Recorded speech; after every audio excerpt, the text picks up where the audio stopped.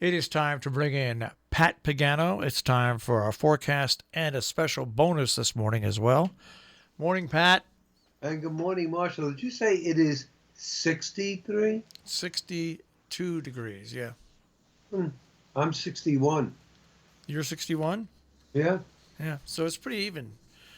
yeah. It was funny. You had the storms, didn't you, Oh, last night last in night, the oh, morning? what heavy rains. Oh, my goodness gracious.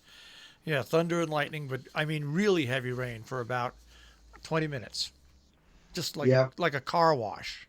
Shirley woke me up at 2:15 when the thunder started.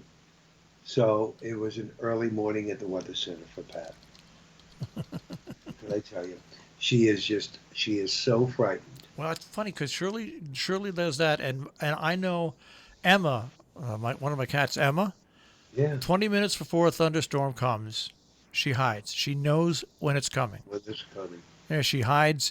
Either she tries to get in the shower where the shower curtain is, or she goes under my bed, and then she stays there for at least an hour or two after it finishes. Isn't that something? There you are. Your furry family friends and members are pretty good, most of them, at looking at the forecast and knowing what's coming. They really are. Yeah. Well, I think we should have a nice day today. 80, 81, 82, partly sunny, low humidity. Tonight, 55 to 60. Sun and clouds Wednesday, low 80s. Sunny Thursday, 80. Sun, some clouds, getting more humid on Friday, middle 80s. And over the weekend, we're in the 80s. It's humid, and we have a chance of a shower or thunderstorm. Now, you have two disturbances in the Atlantic. One is over the Leeward Islands, and that's going to be moving south of Puerto Rico, Dominican Republic, and Cuba, Cuba. um, Cuba. So it may emerge into the Gulf, and it could easily become um, what, what's her name? Laura. And then you have another one in the South Central Atlantic that is showing even more promise. That one's going to move north of Puerto Rico and the Dominican Republic by early next week, and that could become Marco. Very scary because we're not even in the peak of hurricane season yet, and the entire pattern is lending itself to increased tropical activity. Before we get on to the surprise, Yes. I just want to tell you that if you um, were to see me, um, and you would just, take a look, close look, and say, "Pat, did you do anything yesterday?" And if you took a close look and you saw my right arm, you'd say, "Oh, you were to the doctors."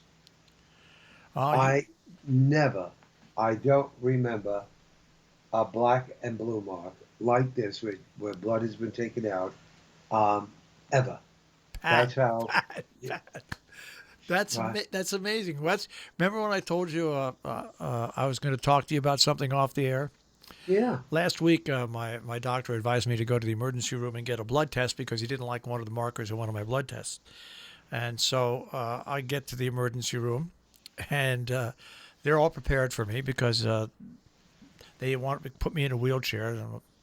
I don't need a wheelchair. He just told me to get a blood test. Oh, no, no, no. You've got a marker for this. We've got it. So, anyways, the first nurse comes in. She's very nice. She says, I have to put a pick in because we have to do several tests. And so I said, okay. Right. So I'm sitting there, and she saw my left arm. And I'm going to hold my left arm up to the camera so people can see it here. And now this is 4 days later. I have a bruise that's about 2 inches by 2 inches on my arm. Now, I'll let people see it. Now she couldn't get it done, another nurse came in and did my right arm. Not even a pinprick. And Didn't this even wasn't tell. just for blood. This was a pick, to go in. Right. But so that's what I'm going to tell you about that. And everything came out fine. There was everything. My doctor was just being overcautious. Everything was fine. But still, it's funny when you look at one arm and you see this.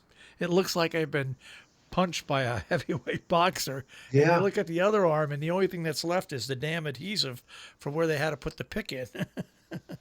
Right. Right. I was kind of surprised because remember 2 weeks ago I went for the Yeah. colonoscopy, and they had the pick in my arm before I went into the room.